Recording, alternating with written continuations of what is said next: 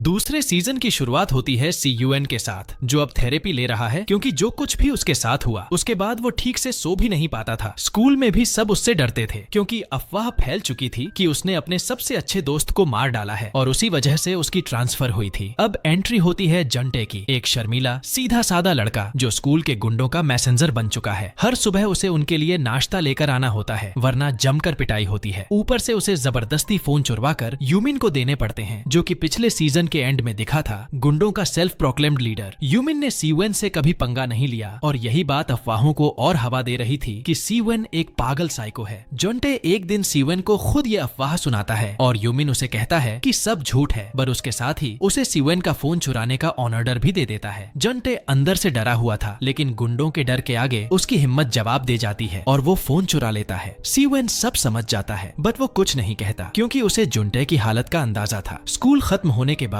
जंटे उससे कहता है कि वो नया फोन खरीदने के लिए पैसे दे सकता है, जिस पर सीवेन सिर्फ एक बात कहता है, तू डरपोक है। रात को फिर से नींद नहीं आती तो सीवेन अस्पताल चला जाता है सूहो से मिलने, जहां वो घंटों अपने बेहोश दोस्त से बातें करता रहता है। अगले दिन स्कूल में सीवेन देखता है कि जंटे फिर से गुंडों के हाथों परेशान हो रहा है, लेकिन वो खुद को रोकता है क्योंकि अब वो और मुसीबत नहीं चाहता। दिन ढलते ढलते जंटे को पछतावा होने लगता है तो वो सीवेन को एक ब्रेड और दूध देता है, साथ ही कबूल करता है कि फोन उसी ने चुराया था। सीवेन पहले तो उसे इग्नोर करने की सोचता है, बट जंटे उससे पूछ बैठता है कि वो क्या करे जिससे उसकी डरपोक छवि बदल जाए। वो सीवेन से कहता है कि उसे खुद को डिफेंड करना सिखा दे, बट सीवेन साफ कह देता है कि वो ये सब नहीं सिखा सकता। हाँ, एक सलाह जरूर देगा। न्यूटन का तीसरा नियम याद रख, हर क्रिया की प्रतिक्रिया होती है। अगर कुछ बदलना है तो तुझे पहले खुद को बदलना होगा। रात को दूसरी तरफ यूमिन पूरी चालाकी से फोन चुराकर अपने काम में लगा हुआ था। वो यूनियन अलायंस नाम की एक डेंजरस स्कूल क्रिमिनल गैंग में शामिल होना चाहता था, जो शहर की हर स्कूल में फैली हुई थी। इस गैंग के लीडर्स में से एक था एक साइको जो साइबर कैफे से अपना गंदा बिजनेस चला रहा था। उसे किसी से डर नहीं लगता था। यूनियन अलायंस में शामिल होने के लिए यूमिन को एक फिक्स नंबर तक फोन पहुंचाने थे, बट वो पूरा नहीं कर पाया तो और टाइम मांगने चला गया। अब दूसरी ओर जंटे सीयूएन की बातों से इंस्पायर्ड होकर एक बड़ा कदम उठाता है। वो सारे चुराए हुए फोन वापस उनके असली मालिकों को लौटा देता है। जैसे ही यूमिन को इस बारे में पता चलता है, उसका दिमाग घूम जाता है और वो जुनटाई को बुरी तरह पीटने पहुंच जाता है। जुनटाई खुद को बचाने की पूरी कोशिश करता है, लेकिन यूमिन तो उसे जान से ही मार देना चाहता था। सीयूएन ये सब देखता है और उसे फिर सूहो की पिटाई याद आ जाती है। फिर वो उठता है और जुनटाई के सामने दीवार बनकर खड़ा हो जाता है। वो यूमिन को रुकने के लिए कहता है, बट यूमिन उसे भी पीटना शुरू कर देता है। सीयूएन चुपचाप सारे घूंसे सहता है, लेकिन जैसे ही मौका मिलता है वो उसे चकमा देता है और यूमिन को बुरी तरह हरा देता है, इतना कि वो पूरी तरह शर्मिंदा हो जाता है। माहौल और गर्म होने ही वाला था कि तभी एंट्री होती है ह्युनताक की, जो सीधा यूमिन से कहता है कि अगर अब भी नहीं रुका तो उससे पंगा लेना पड़ेगा। यूमिन की सारी हेकड़ी उतर जाती है क्योंकि असल में वो लड़ना जानता ही नहीं था। फिर सीयूएन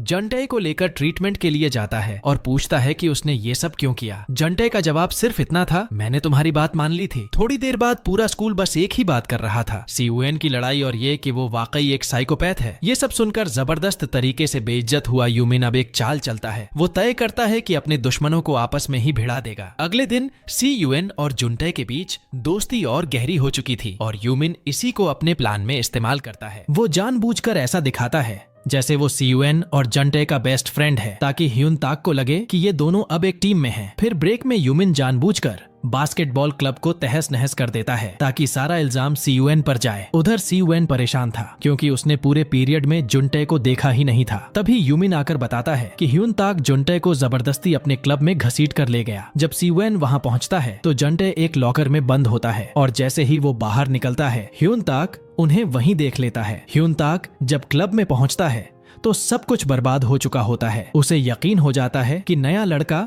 यानी सीयूएन पंगा लेने आया है। स्कूल खत्म होने के बाद जब वो गलियों में मिलते हैं, जुनटे सब कुछ समझाने की कोशिश करता है, लेकिन ह्युनताक कुछ सुनने को तैयार नहीं होता। सीयूएन उसे कहता है कि चलो एक ही बार में मार ले, खत्म कर दे ये ड्रामा। लेकिन तभी ह्युनताक कहता है कि उसे पता है कि सीयूएन कोई साइको नहीं है, न ही उसने किसी को मारा। उसने बस अपने बेस्ट फ्रेंड को कोमा में भेजा है। ये सुनते ही सीयूएन का दिमाग भड़क जाता है और वही सबसे पहले हमला करता है। लेकिन इससे पहले कि लड़ाई और ज्यादा भड़कती, यूमिन वहाँ आता है और खुलासा करता है कि ये सब उसी का प्लान था, सीयूएन और ह्युनताक दोनों को आपस में भिड़ाकर खत्म करने का। अब सीयूएन और ह्युन ताक मिलकर लड़ते हैं, लेकिन गुंडों की तादाद ज्यादा होती है और लगने लगता है कि अब तो बस हार ही बाकी है। तभी एंट्री होती है एक जबरदस्त हीरो की। रंग बिरंगे बालों वाला बाकू, स्कूल का सबसे तगड़ा लड़का। वो पहले ही स्कूल में फाइट्स और बदमाशी पर बैन लगा चुका था, लेकिन सस्पेंड होने के चलते गुंडे फिर से एक्टिव हो गए थे। आते ही वो यूमिन को एक जोरदार बॉल मारता है और सारे गुंडों की पिटाई कर देता है। फिर सबको साफ कह देता है, मैं वापस आ गया हूँ और अब से कोई भी लड़ाई नहीं होगी। इसके बाद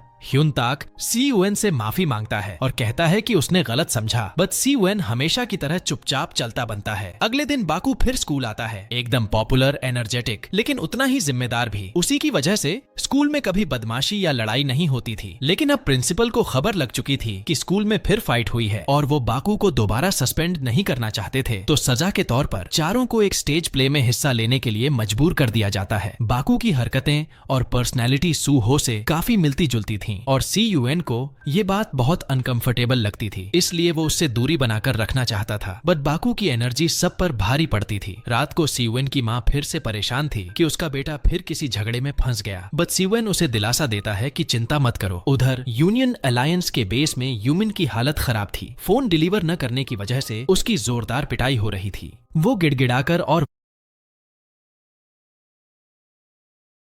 वादा करता है कि अगली बार वो डबल फोन देगा। जैसे ही वीकेंड आता है, चारों लड़कों को स्टेज पर एक नाटक में परफॉर्म करना पड़ता है। भले ही वो नाटक एक सजा के तौर पर दिया गया था, लेकिन सब ने उसमें खूब मजा किया। सीयूएन को भी उनके साथ वक्त बिताकर अच्छा लग रहा था, लेकिन जब वो बाथरूम गया तभी एक साइकोपैथ उसका रास्ता रोक लेता है। वो उसकी एक फोटो लेता है और कहता है कि बस हाय कहने आया है। फिर अचानक उस पर हमला करता है, लेकिन सीयूएन के रिफ्लेक्सेस इतने जबरदस्त होते हैं कि वो खुद को बचा लेता है और वो पागल उसे छोड़ देता है। बाहर निकलते वक्त साइको की मुलाकात बाकू से होती है और वो मजाक में कहता है कि उसने बाथरूम में उसके दोस्त को हेलो कहा है। ये सुनते ही बाकू भड़क जाता है और गुस्से में कहता है कि अगर उसने कुछ किया है तो वो उसे जान से मार देगा, लेकिन सीयूएन उसे टाल देता है और ऐसे दिखाता है जैसे कुछ हुआ ही नहीं, ताकि बाकू परेशान न हो। कुछ वक्त बाद हम मिलते हैं यूनियन अलायंस के असली लीडर से, बैकजिन। बाहर से वो एक टॉपर, शरीफ और आइडियल स्टूडेंट था, इसलिए किसी को शक भी नहीं था कि वो एक पूरी क्रिमिनल ऑर्गेनाइजेशन चला रहा है। उधर यूमिन ने उससे मिलने का टाइम लिया होता है ताकि उसे वो सारे मोबाइल दे सके जो उसने वादा किए थे, लेकिन ये सब सिर्फ एक जाल था। उसे लगा था कि बैकजिन एक सीधा साधा नर्ड है और वो उसे आसानी से पकड़ लेगा, लेकिन असलियत कुछ और ही थी। बैकजिन एक ट्रेंड फाइटर था और इतने तेज कि कोई भी गुंडा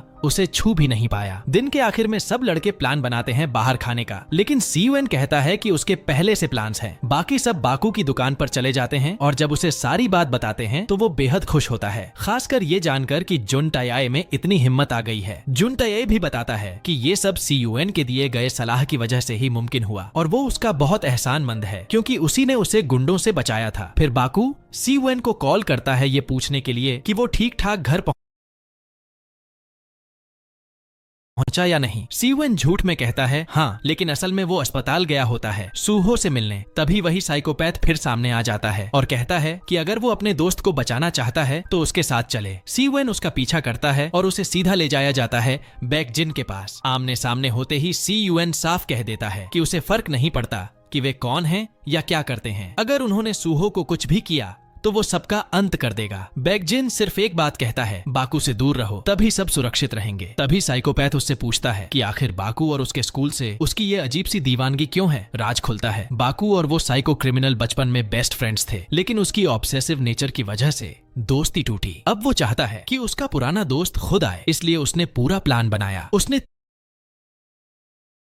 फेक आईडी दिखाकर उनसे शराब सर्व करवाई और फिर शिकायत दर्ज करा दी कि नाबालिग बच्चों को शराब दी गई। अगले दिन सीयूएन अपने दोस्तों से मिलने जाता है और कहता है कि उसने खुद बैकजिन से बात की है, इसीलिए वो अब नहीं चाहता कि वे लोग उसे अपने झगड़ों में घसीटें। वो दोस्त हो सकते हैं, लेकिन सीयूएन अब अकेला रहना चाहता है। जवाब में वो लोग उसे घमंडी कहकर भगा देते हैं और जुनटे उसे पीछे से फॉलो करता है, बट सीयूएन साफ कह देता है कि अब उसे अकेला छोड़ दे, उसे अकेले रहना ज्यादा पसंद है। कुछ दिनों बाद सीयूएन फिर से बिल्कुल अकेला हो गया था, बट एक बात पक्की थी, बैकजिन ने अपनी बात रखी थी। यूनियन अलायंस का कोई भी सदस्य अब सीयूएन के करीब नहीं आ रहा था। लेकिन एक दिन स्कूल के बाद बाकू थोड़ा आगे निकल जाता है और तभी यूनियन अलायंस के गुंडे मौके का फायदा उठाते हैं। पता चलता है कि वही साइकोपैथ पहले ह्युनताक को इतनी बुरी तरह मार चुका है कि वो जिंदगी भर के लिए घायल हो चुका है। इसीलिए ह्युनताक डरा हुआ था, बट फिर भी वो आगे बढ़ता है, उन गुंडों से भिड़ता है और जुनटे को भागने का मौका देता है। जुनटे बहुत तेज था और सही वक्त पर छुपने में कामयाब रहा, बट तभी वो सुन लेता है कुछ ऐसा जो उसे कंपा देता है। बैकजिन ने अब सीयुएन को भी खत्म करने का हुक्म दे दिया है। वो तुरंत सीयुएन को फोन करता है ताकि उसे वार्न कर सके, लेकिन ठीक उसी वक्त गुंडे जुनटे को घेर लेते हैं। उधर बाकू अपने पुराने दोस्त को ढूंढने निकल पड़ता है, उसे रोकने की गुहार लगाता है, लेकिन जवाब साफ होता है, मैं नहीं रुकूंगा जब तक तू खुद आकर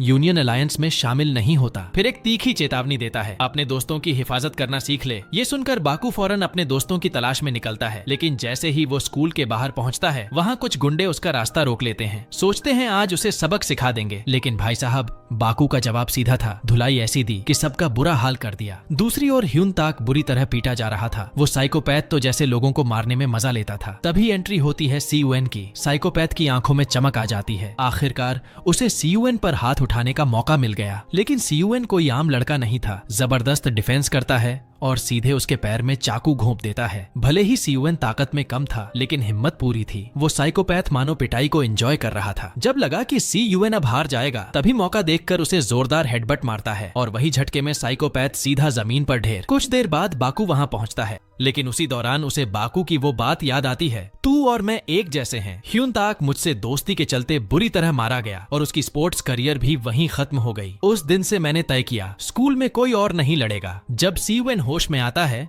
उसे बताया जाता है कि पुलिस ने उस साइकोपैथ को पकड़ लिया है और बाकू उसका शुक्रिया अदा करता है कि उसने अपने दोस्त की जान बचाई। फिर वो वादा करता है अब ऐसा दोबारा नहीं होगा। उसी रात बाकू बैकजिन को कॉल करता है और कहता है जो चाहिए था वो देने को तैयार हूँ। अगली सुबह साइकोपैथ थाने से बाहर निकलता है और बैकजिन उसे खुद लेने आता है, लेकिन उसे एक शक था, आखिर इतनी जल्दी पुलिस ने उसे छोड़ा कैसे। तो उसे सुनसान जगह पर ले जाकर पूछता है, तूने पुलिस को क्या बताया? जवाब आता है, कुछ भी नहीं बोला, तेरे धंधे के बारे में, और तू मुझ पे शक कर रहा है। ये सुनकर दिल दुखता है, लेकिन परेशानी खत्म नहीं होती। अगले ही दिन उसके बॉस के गुंडे खुद बैकजिन के पीछे पड़ जाते हैं। वो कहता है मैं खुद बात करूंगा बॉस से, लेकिन वो नहीं मानते और जबरदस्ती उसे ले जाने की कोशिश करते हैं। मजबूरी में बैकजिन उन्हें पीटकर वहीं धराशायी कर देता है। कुछ दिनों में सीयुएन, जुनटे, ह्युनताक और बाकी लड़कों का गहरा याराना बन चुका था। इवन अगर सीयुएन खुद नहीं चाहता था, फिर भी अब वो उनके ग्रुप का हिस्सा बन चुका था। सब साथ में वक्त बिताते, हंसी मजाक करते और जिंदगी थोड़ी रंगीन लगने लगी थी। लेकिन तूफान आने ही वाला था। जिन लड़कों ने बाकू के पापा पर झूठा केस किया था, अब वो किसी भी तरह का सेटलमेंट मानने को तैयार नहीं थे। जब बाकू थाने पहुंचता है और देखता है कि वो उसके पापा का मजाक उड़ा रहे हैं, तो उसका गुस्सा फट पड़ता है। उस रात असली मुजरिम खुद बैकजिन से मिलने आता है और कहता है अब मैं किसी मुसीबत में नहीं पड़ सकता, अगर कुछ गड़बड़ हुई तो तू भुगतेगा। उधर सीयुएन की भी जिंदगी में भूचाल था। उसकी माँ अब उसे विदेश भेजना चाहती थी। सीयुएन मना करता है, लेकिन माँ रोने लगती है। जब तुझे हर बार चोट खाई हालत में देखती हूँ तो खुद को बहुत बुरी माँ लगती हूँ। ये सुनकर सीयुएन का दिल टूट जाता है और वो मान जाता है। अब कुछ ही दिनों में वो देश छोड़कर विदेश पढ़ने जा रहा था। बाकू भी अंदर से टूट चुका था। वो फिर से बैकजिन के लिए काम नहीं करना चाहता था, लेकिन अगर अपने पापा को बचाना है तो उसे वही करना पड़ेगा। उसी रात उसका पहला टास्क होता है, दूसरे स्कूलों के लीडर्स को पकड़ो, उन्हें मारो और यूनियन अलायंस में शामिल होने के लिए मजबूर करो। कुछ दिन बाद सभी लड़के सीयुएन से मिलने जाते हैं। उन्हें पता चल चुका था कि वो देश छोड़ने वाला है, इसलिए आखिरी बार उससे मिलकर उसे अलविदा कहने आए हैं। फिर वो बाकू को भी कॉल करते हैं। उसे सीयुएन से खेलने के लिए बुलाया जाता है, लेकिन वो मना कर देता है। कहता है कि अब वो उसके लिए चिंता न करें। अगले दिन सीयुएन विदेश जाने ही वाला था, तभी जुनटे का कॉल आता है। वो कहता है मुझे पता है कि जो तेरे दोस्त के साथ हुआ वो तेरी गलती नहीं थी। ये सुनकर सीयुएन की आंखें नहीं जाना चाहता, मुझे यहीं रहना है। अगले दिन जब वो स्कूल लौटता है, उसके दोस्त खुशी से झूम उठते हैं क्योंकि अब सीयुएन उनके साथ ही रहेगा। लेकिन सीयुएन अंदर से परेशान था क्योंकि बाकू अब यूनियन अलायंस का हिस्सा बन चुका था और उसकी कॉल्स तक का जवाब नहीं दे रहा था। उधर बाकू खुद भी अंदर से टूट रहा था। उसे वो काम बिल्कुल पसंद नहीं था, लेकिन उससे भी बड़ी तकलीफ ये थी कि उसने ही बैकजिन को फाइट करना सिखाया था और उसी की वजह से वो अब एक क्रिमिनल बन चुका था। अगले दिन सभी दोस्त उसे ढूंढते हुए उसके घर पहुंचते हैं, लेकिन उसके पापा कहते हैं कि वो कई रातों से घर नहीं आया और अब उसके लिए चिंता करना बंद कर दें। मगर सीयुएन उसका बचाव करता है। आपका बेटा एक अच्छा इंसान है और इसलिए सब उसे पसंद करते हैं। स्कूल में सीयुएन ठान लेता है कि वो अपने दोस्त को वापस लाएगा, तो वो जाता है जूमन के पास और उससे बाकू के बारे में जानकारी मांगता है। यूमिन बताता है कि बाकू या तो बॉलिंग एरिया में होगा या बाइक्स के चक्कर में। असल में वो लोग बॉलिंग क्लब को एक सीक्रेट बेस की तरह यूज करते थे। थे और बाइक की चोरी ही उनका असली धंधा था। वो पहले बाइक्स चुराते, फिर उनकी चाबियों की कॉपी बनाते और बाद में वही बाइक दोबारा चुराते रहते। सब कुछ कैश में होता था, इसीलिए पुलिस कुछ कर नहीं पाती। जूमन उन्हें एक प्लान देता है, चलो मिलकर उनके लीडर को गिराते हैं, लेकिन सीवन फिलहाल मना कर देता है। उधर बाकू बुरी तरह हताश था, वो काम उसे बिल्कुल पसंद नहीं था, लेकिन कम से कम अपने पापा को पैसे भेज पा रहा था। फिर सीवन यूनियन अलायंस और बैकजिन के बारे में सब कुछ रिसर्च करता है और खुद उससे मिलने पहुंचता है, लेकिन वो वहां नहीं होता। उसके गुंडे कहते हैं आराम से बैठो, वो आता ही होगा। उधर लड़के भी अपने दोस्त की मदद के लिए सबूत ढूंढने निकलते हैं। उन्हें पता है कि बाकू को आजाद कराने का एक ही रास्ता है, यूनियन अलायंस को खत्म करना, और इसी कोशिश में वो पहुंचते हैं चोरी की गई बाइक्स के गोदाम तक। रात में बाकू को एक खास बाइक चोरी करने के लिए कहा जाता है। बैकजिन ने उसे धमकाया था, लेकिन तभी ह्यून ताक उसे कॉल करता है। जब बाकू कॉल नहीं उठाता तो बाकी दोस्त सीधे गोदाम में घुस जाते हैं, दस्तावेज ढूंढते हैं जिससे बैकजिन की सच्चाई सामने आ सके। लेकिन बैकजिन पहले ही सब समझ चुका था, तो वो खुद सीवन के पास आता है और कहता है तेरे लिए यही बेहतर है कि तू अब हमारे मामले में दखल न दे, और फिर धमकी देता है अगर अपने दोस्तों को बचाना है तो वक्त कम है। सीवन भागकर वहां जाना चाहता है, लेकिन बैकजिन उसे रोकता है, पहले मुझे हरा फिर जा। तभी एकदम सही वक्त पर बाकू आ जाता है। वो सीवन से कहता है तू जा, मैं सब संभाल लूंगा। सीवन उसे बताता है कि उसके दोस्त खतरे में हैं। बाकू कहता है तू पहले जा, मैं पीछे से आता हूँ। फिर वो बैकजिन के सामने खड़ा हो जाता है और साफ साफ कह देता है अब मैं तेरे लिए काम नहीं करूंगा और ना ही अब के बाद मुझसे कोई कांटेक्ट करेगा। अब से हमारे बीच कुछ भी नहीं है, जो भी रिश्ता था, जो भी यादें थीं, सब आज यहीं खत्म। उधर ह्यून ताक और जंटे चोरी की गई बाइक्स की लिस्ट ढूंढने में कामयाब हो जाते हैं, लेकिन निकलने से पहले ही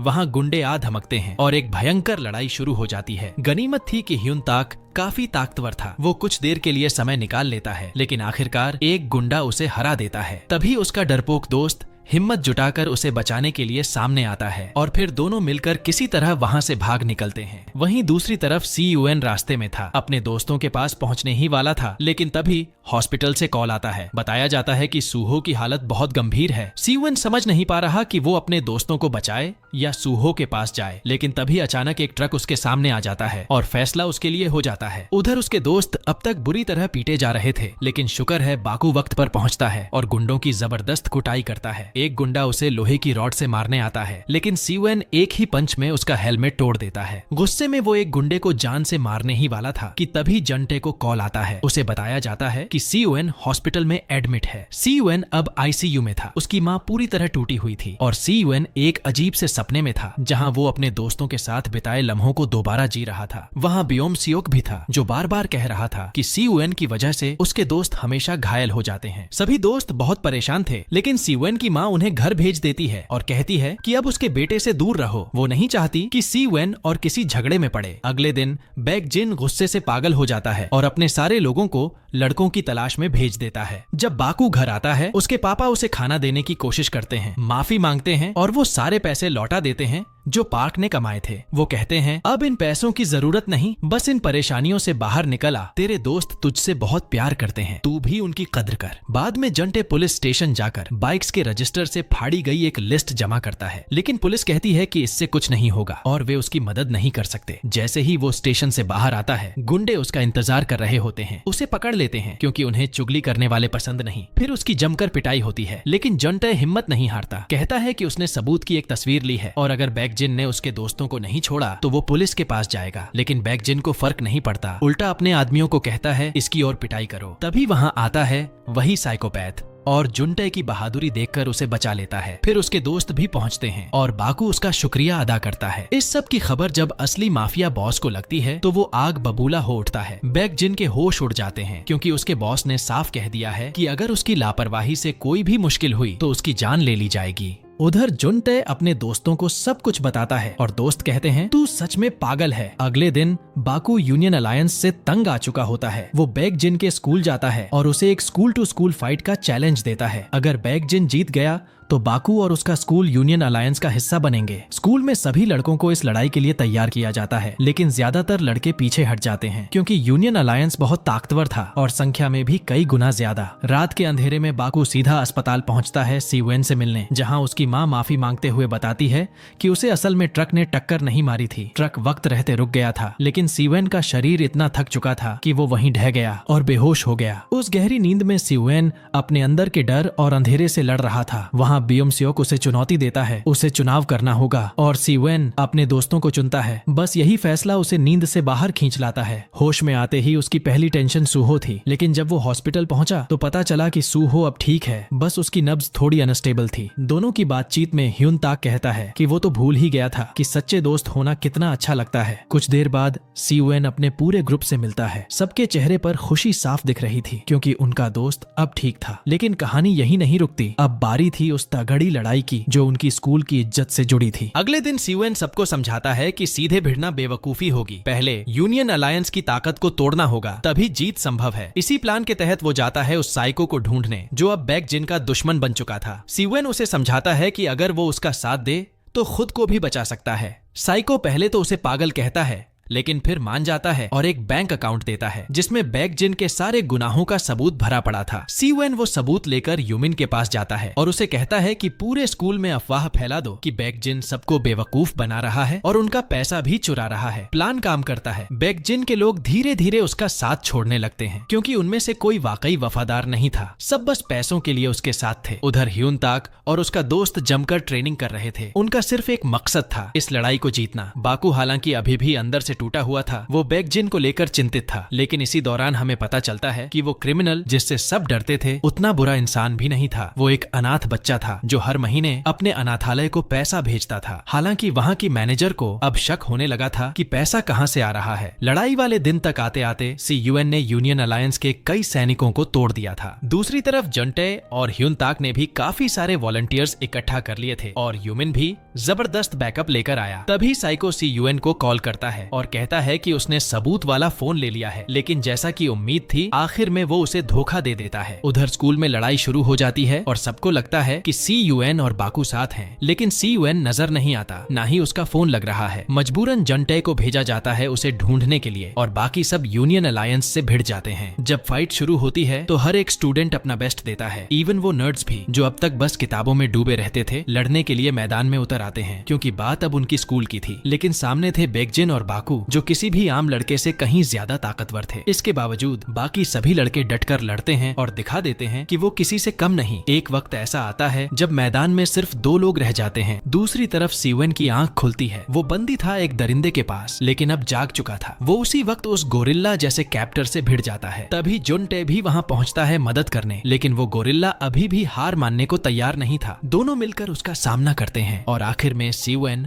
उसे लोहे की म्यान से हरा देता है। फिर बिना एक पल गंवाए सीवेन सीधा दौड़ पड़ता है उस आखिरी लड़ाई की ओर। बाकू अपने पुराने दोस्त को बार बार कंधे पर घूंसे मारता है अपनी पूरी ताकत लगाकर, लेकिन अब बैकजिन पहले से कहीं ज्यादा ताकतवर बन चुका था। एक घायल हाथ के बावजूद वो बाकू को हरा देता है। खुद को विजेता मानते हुए वो ऐलान कर देता है कि अब बाकू की स्कूल भी यूनियन अलायंस का हिस्सा बनेगी। लेकिन उसे क्या पता था कि सीयूएन इस फाइनल बैटल के लिए वहां पहुंचने ही वाला था। जैसे ही माहौल पूरी तरह बदल जाता है। दोनों के बीच तगड़ी भिड़ंत शुरू होती है। सीयूएन के पास इस बार एक स्ट्रेटजी थी। वो बार बार बैकजिन की टांग पर हमला करता है ताकि उसकी ताकत को कम किया जा सके। लग रहा था कि सीयूएन जीत सकता है, लेकिन बैकजिन कोई आम लड़ाकू नहीं था, वो लड़ाई का दरिंदा था। आखिरकार बैकजिन सीवेन को गिरा देता है, लेकिन सीवेन मुस्कुराते हुए कहता है कि ये सब उसके प्लान का हिस्सा था, दिया था। तभी बाकू उठता है। उसकी आंखों में अब नहीं थी, बस गुस्सा और फैसला। वो एक ही झटके में बैकजिन को खत्म कर देता है बिना किसी पछतावे के। इसी के साथ यूनियन अलायंस का पतन हो जाता है। सारे लड़के बेहद खुश थे कि उन्होंने ये बड़ी लड़ाई जीत ली, लेकिन वो इतने थक चुके थे कि घर लौटते वक्त सब बस में ही सो गए। कुछ दिनों बाद सब कुछ बदल चुका था। स्कूल में अब कोई लड़ाइयां नहीं थी, सब शांत था और बैकजिन वो पूरी तरह गायब हो चुका था। वो वही गैंगस्टर था